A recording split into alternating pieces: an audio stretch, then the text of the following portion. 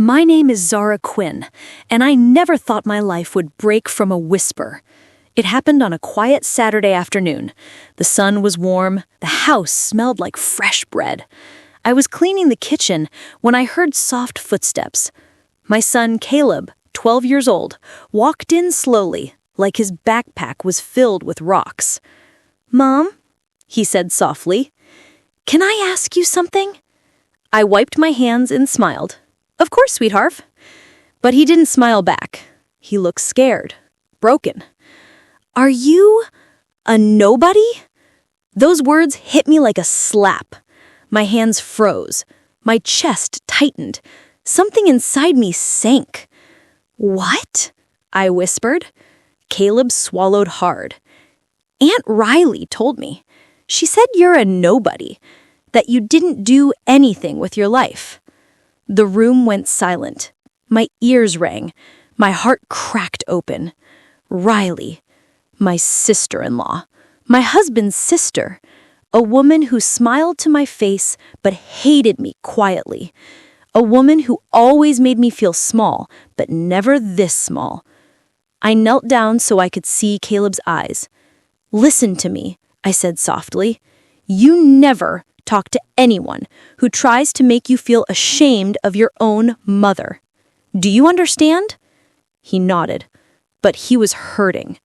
And that hurt lit something inside me. But not anger, no. Something darker, something colder. A promise, a slow revenge.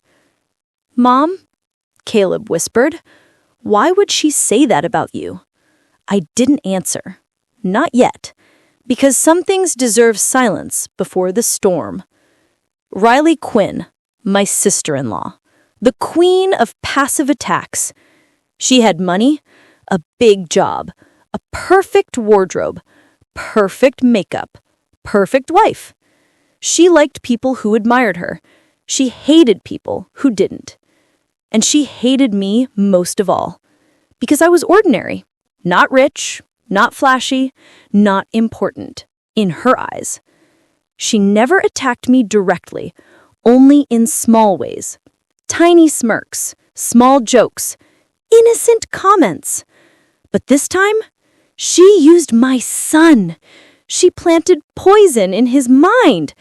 And that crossed a line I would never ignore. Riley worked as a marketing director at some fancy firm downtown. She drove a luxury car, wore designer clothes, and made sure everyone knew about her success. At family dinners, she talked endlessly about her clients, her promotions, her expensive vacations. Meanwhile, I stayed home with Caleb. I'd left my career years ago to raise him properly. Riley saw that as weakness. She saw me as someone who gave up on life. What she didn't know was that I'd been building something in secret, something that would make her success look tiny. She didn't know it yet, but she had just opened a door she would regret for the rest of her life. I watched Caleb's sad face and made a silent vow. Tonight, at his award ceremony, everything would change. I didn't scream. I didn't call her.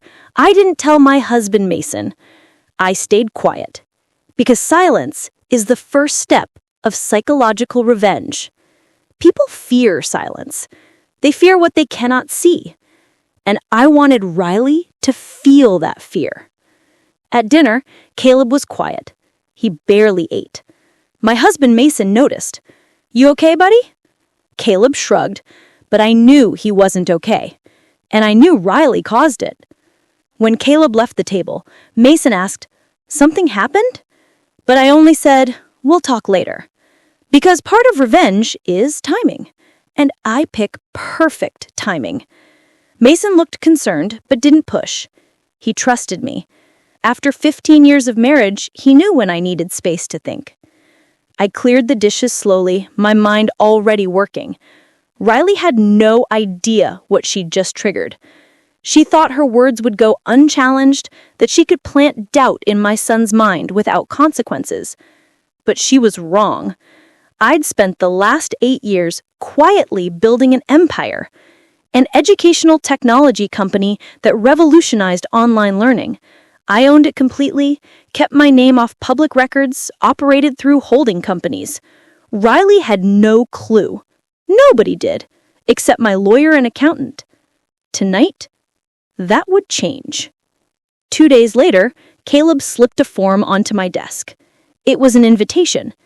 Academic Excellence Award Night. He looked at me nervously. "You don't have to come if you're busy." That broke my heart. "Caleb," I said gently, "I will never miss something important to you." He nodded, but still looked unsure. And that's when Riley's voice echoed in my head. She's a nobody. She made him doubt me. She made him ashamed of me. She made him afraid I wouldn't show up. That's when my slow revenge took its first real breath. I would not only show up, I would make sure Riley saw me, and she would choke on her own words. The ceremony was scheduled for Friday evening at Caleb's school auditorium. Mason had mentioned it weeks ago, saying Riley and her husband would attend since their daughter also went to the same school. Perfect. An audience. I read through the program details. Caleb was receiving the Principal's Award for Academic Achievement, the highest honor, given to just one student per grade. My chest swelled with pride. But this ceremony would be about more than Caleb's achievement. It would be about the truth, about revealing who I really was. Riley thought she knew me. She thought she'd measured my worth. Tonight, she'd learn she was very, very wrong. That evening, we had dinner at Mason's parents' house. Riley was there. She greeted me with that same fake smile, the smile that hid knives. "Oh, Zara," she said sweetly, "you look tired." Her eyes scanned me, like she was looking for flaws. I smiled back calmly. "Thank you, Riley, and you look the same as always." Her smile twitched a little. "Good. A tiny fracture." My silence made her uneasy. She expected anger. She expected me to defend myself. But I stayed calm and controlled. And nothing scares a bully more than someone who refuses to play their game. Riley's husband, Derek, barely looked up from his phone. Their daughter, Emma, sat beside them, looking bored. Mason's parents chatted about neighborhood gossip, oblivious to the tension. Riley kept glancing at me throughout dinner. I could feel her confusion. Normally, I'd shrink under her remarks, make myself smaller, try to avoid conflict. Not tonight. I sat straighter, spoke clearly, made eye contact. She sensed something different, but couldn't figure out what. That uncertainty would eat at her. Good. After dinner, as everyone gathered in the living room, Riley announced loudly, "Emma's getting straight A's. We're so proud." Of course, with her private tutors and advanced programs, it's expected. She looked at me. "How's Caleb doing? Still at that public school?" I smiled. "He's doing wonderfully. We're very proud." Riley's eyes narrowed slightly. She wanted more. She wanted me to feel inferior. She wouldn't get it. When everyone finished eating, I heard whispers near the hallway. I recognized Riley's voice. "She's wasting her life," she said.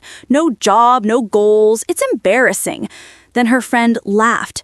"She should be grateful Mason even married her." Every word was a blade, but I didn't walk away. I listened, and I smiled, because the more they said, the sweeter the revenge would taste later. I stepped into the hallway softly. Both women froze. "Oh, we were just talking about a recipe," Riley said quickly. "I know," I whispered. I heard everything. Riley went pale. Good. She should be afraid.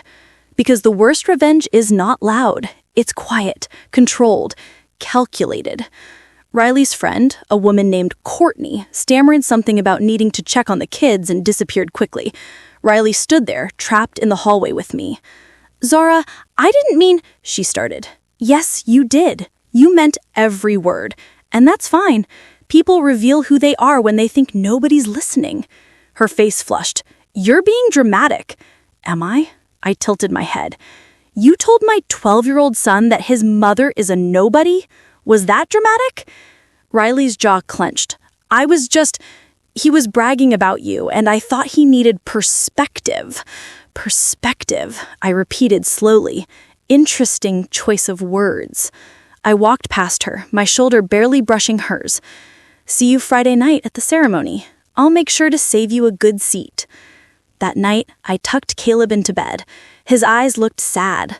Mom, he whispered, I don't want people to think you're nobody. You're my mom. That means you're important.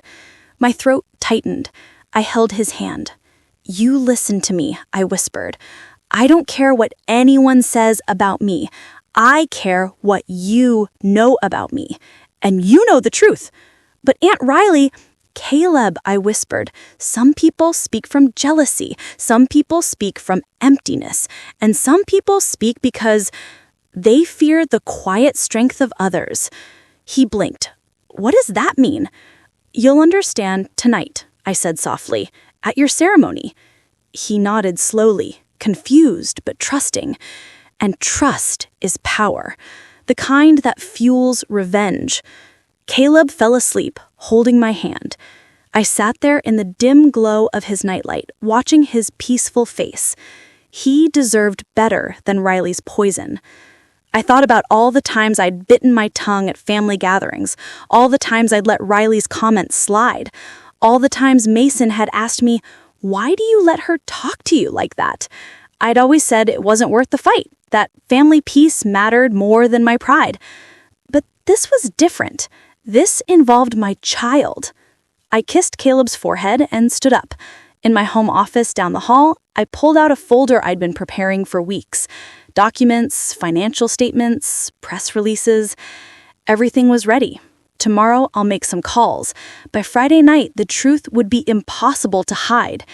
The day of the ceremony arrived. I dressed simply. Black blouse, black pants, clean, sharp, calm. Not flashy, not trying, just solid. A storm in quiet clothing. Caleb looked nervous but excited. Mason was proud. And Riley? She was invited too. She was there to support Caleb. But we all knew why she came. She wanted to compare. She wanted to judge. She wanted to feel superior. But tonight, she would choke on her own words. And she would never forget the taste.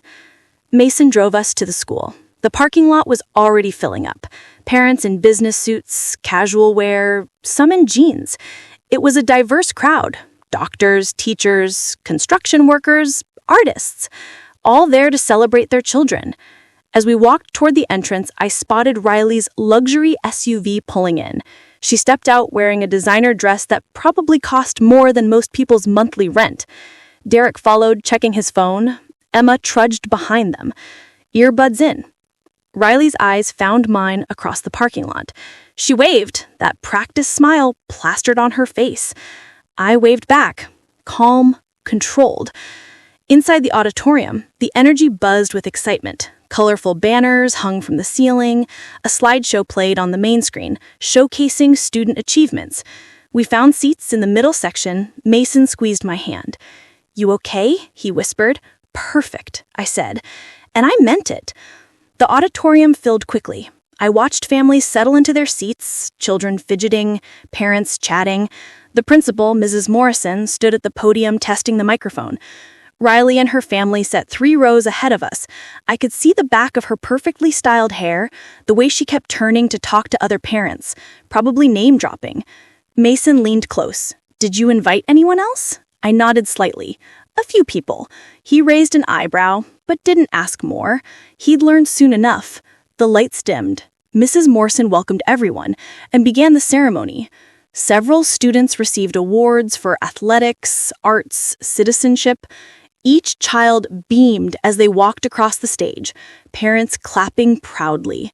Then Mrs. Morrison said, "And now for our most prestigious honor of the evening, the Principal's Award for Academic Achievement." Caleb sat up straighter beside me. I felt his nervous energy. This award, she continued, goes to a student who demonstrates exceptional dedication to learning, leadership among peers, and remarkable character. This year's recipient is Caleb Quinn. The auditorium erupted in applause. Caleb stood, his face flushed with pride and surprise. He walked toward the stage, and my heart swelled so much I thought it might burst. But this was just the beginning. What came next would change everything. As Caleb approached the stage, Mrs. Morrison smiled warmly. Caleb has shown extraordinary talent, particularly in mathematics and science. But what makes him truly special is his willingness to help other students succeed. She handed him the plaque. The applause continued. Then Mrs. Morrison said something unexpected. "We have a special guest tonight who wanted to be here for Caleb's achievement. Please welcome Dr. Helena Voss, Dean of the Institute for Advanced Learning." My heart skipped, right on schedule. A woman in an elegant gray suit walked onto the stage. I'd spoken with her just yesterday confirming her attendance. Riley's head whipped around in her seat. Confusion crossed her face. Dean Voss shook Caleb's hand, then took the microphone. "Thank you, Mrs. Morrison. I'm honored to be here tonight. The Institute has been following Caleb's progress through our youth scholarship program funded by the Zara Quinn Foundation." The auditorium went silent. Then murmurs rippled through the crowd. Riley turned in her seat, staring directly at me. Her face had gone white. Dean Voss continued, "The foundation, established 8 years ago by Caleb's mother, has provided educational opportunities to over 10,000 students nationwide. Tonight, we're pleased to announce that Caleb has been selected for our full scholarship advanced program." More applause, louder this time. Mason's hand tightened around mine. He said, "Zara?" "Later," I said softly, my eyes locked on Riley's shocked face. This was far from over. Dean Voss wasn't finished. "I'd like to invite Mrs. Quinn to the stage, please." Every eye in the auditorium turned to me. I stood slowly, smoothing my blouse. My legs felt steady. My breathing is calm. I walked down the aisle, feeling Riley's stare burning into my back. When I reached the stage, Dean Voss shook my hand warmly. "Thank you for your incredible work," she said, loud enough for the microphone to catch. I took the microphone, facing the crowd. Hundreds of faces looked back at me. Parents, teachers, students, and Riley, sitting frozen in her seat. "Thank you," I began, my voice steady. 8 years ago, I started the Zara Quinn Foundation because I believe every child deserves access to quality education, regardless of their family's financial situation. I paused, letting that sink in. I've kept my work private because I didn't do it for recognition. I did it because education changed my life, and I wanted to change lives in return. Riley's mouth hung open. Courtney, sitting beside her, whispered something urgently. "Tonight isn't about me. It's about celebrating students like Caleb and the hundreds of others who work hard every day. Thank you for being here." The applause was deafening, but I wasn't done. Before I step down, I want to acknowledge someone special. Riley Quinn, my sister-in-law, is here tonight. Riley, would you stand, please? Riley's face turned crimson. She stood slowly, forcing a smile, clearly confused about where this was going. Riley recently taught my son an important lesson about perspective. She helped him understand that success isn't always visible, that sometimes the most important work happens quietly. The audience murmured appreciatively. Riley's smile wavered. So thank you, Riley, for reminding us all that we shouldn't judge people based on appearances or assumptions. I handed the microphone back to Dean Voss. The applause followed me as I walked off the stage and returned to my seat. Mason was speechless. Caleb stared at me with wide eyes. And Riley? She sat down quickly, her whole body rigid with shock and humiliation. The ceremony continued, but I barely heard the rest. My heart pounded with adrenaline. I'd done it. I'd revealed the truth without anger, without cruelty, just facts. After the ceremony ended, people swarmed around me. Parents wanting to know about the foundation, teachers thanking me for the scholarships their students had received. Dean Voss stayed close, fielding questions. Through the crowd, I saw Riley grabbing Derek's arm, practically dragging him toward the exit. Emma followed, looking confused. Mason stood beside me, pride and bewilderment mixing on his face. "We need to talk," he whispered. "We will, but first, let's celebrate our son." In the parking lot, families lingered, still buzzing with excitement. Caleb held his plaque tightly, grinning from ear to ear. Several parents approached us. A woman in scrubs said, "Mrs. Quinn, my daughter received one of your scholarships last year. It changed everything for our family. Thank you." I hugged her. That's why I do this. More thanks followed. More stories of children helped, opportunities created, dreams made possible. Mason watched silently, processing everything.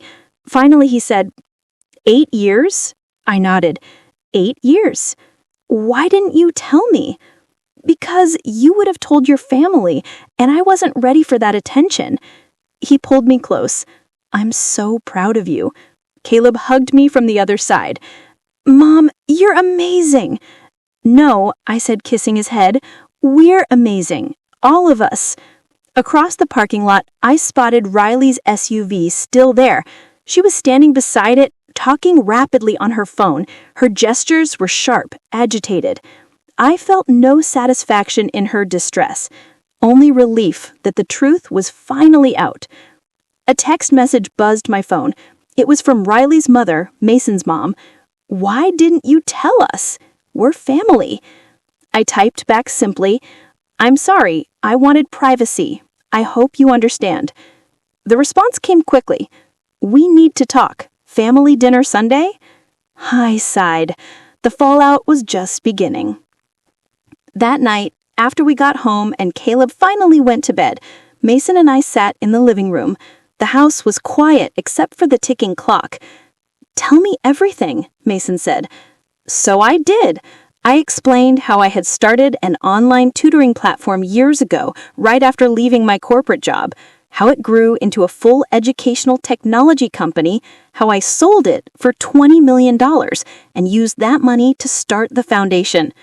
$20 million? Mason's voice cracked. I reinvested most of it. The foundation's endowment is now worth $40 million. We help thousands of students annually. He stared at me. And you never said anything. I wanted to build something meaningful without the pressure of expectations.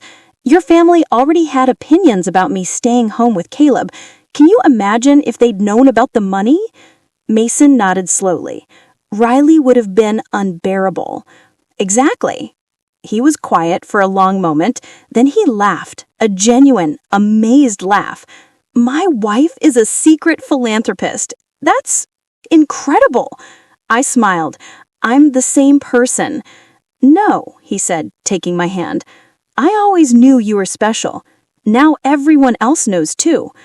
We sat together in comfortable silence. Outside, the night was peaceful, but I knew this peace wouldn't last. Riley would come for answers. The family would have questions. The media might even get involved.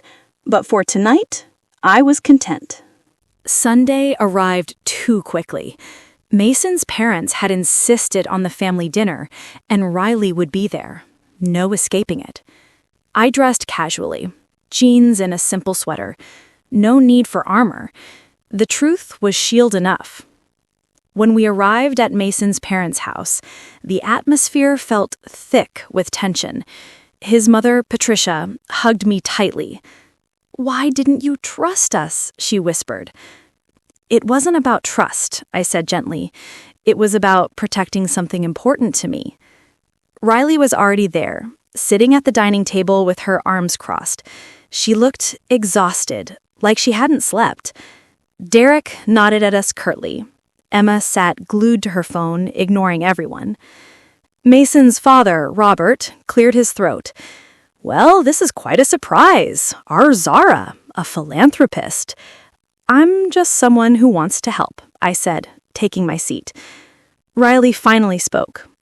You humiliated me. The room went silent. That wasn't my intention, I replied calmly. You made me look like a fool in front of hundreds of people. I simply told the truth about my work. How that made you look is not my responsibility. Her face flushed. You could have told me privately. You didn't have to do it at a public event. I met her eyes steadily. You told my son I was a nobody, in private, where I couldn't defend myself. How is what I did any different? Patricia gasped. Riley, you didn't. Riley's jaw tightened.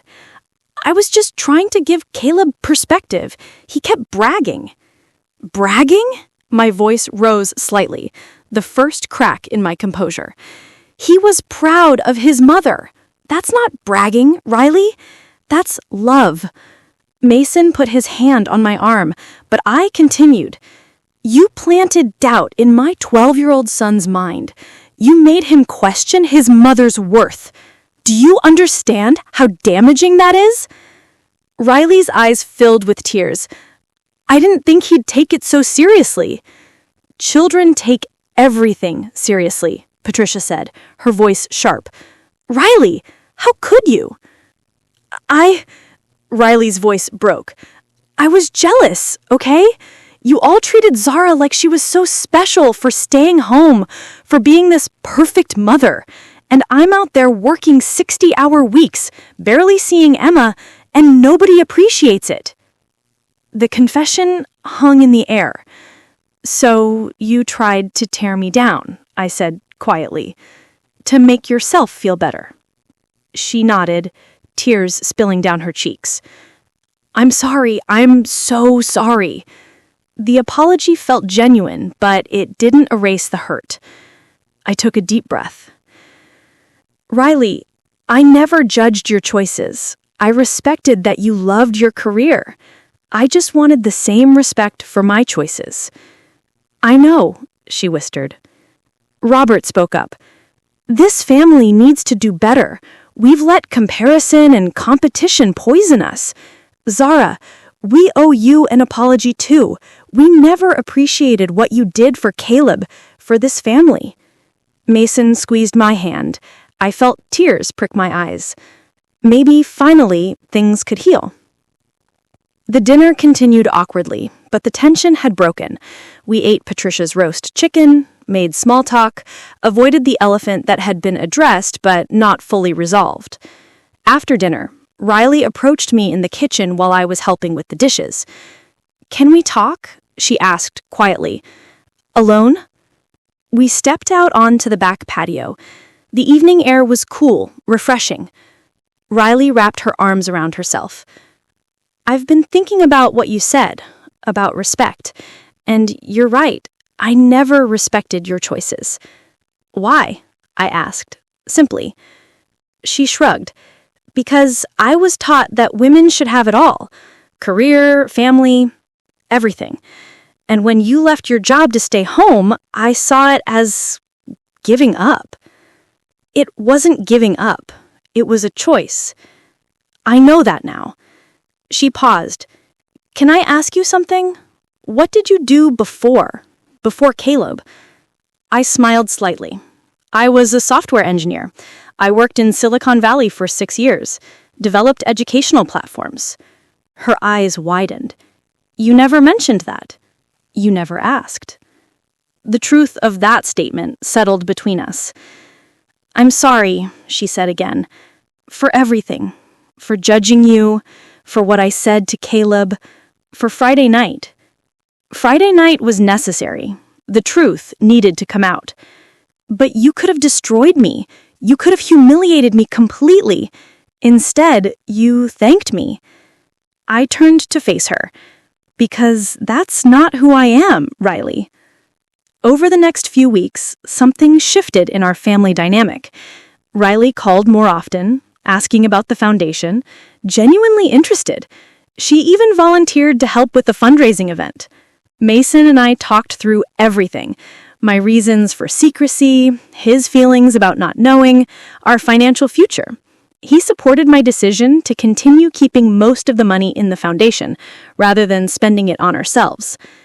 That's what makes you who you are, and I love who you are. Caleb started his advanced program, thriving with the new challenges.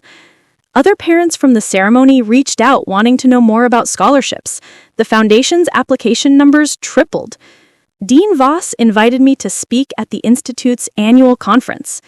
I agreed, knowing it was time to step fully into this role. But the biggest change was Riley. One afternoon, she showed up at my door with coffee and pastries.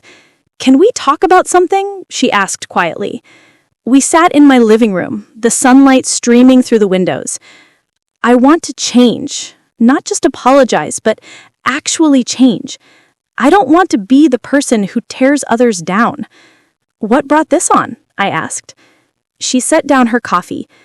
"Emma asked me the other day why I was always so mean about Aunt Zara. It broke my heart. My own daughter noticed."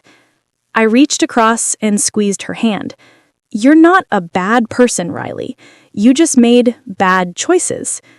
Can you help me?" One evening, Riley and I sat on my back porch, watching the sunset paint the sky in brilliant oranges and pinks.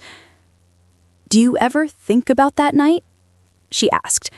"The award ceremony?" "Sometimes," I admitted. "Do you regret how you handled it?" I considered it carefully. No, the truth needed to be spoken, but I'm glad it led to healing instead of just hurt. Riley nodded. "I replay what I said to Caleb constantly. It haunts me." "Let it go," I said gently. "You've apologized. You've changed. That's what matters." "How do you do it? How do you let go of hurt so easily?" "It's not easy, but holding on to anger only poisons yourself. I chose peace." She reached over and squeezed my hand. "I'm lucky to have you as family. We're lucky to have each other." As darkness fell, we sat in comfortable silence. The journey from that painful Saturday afternoon to this peaceful evening had been long and difficult, but it had been worth it. Mason stepped outside with 2 mugs of tea.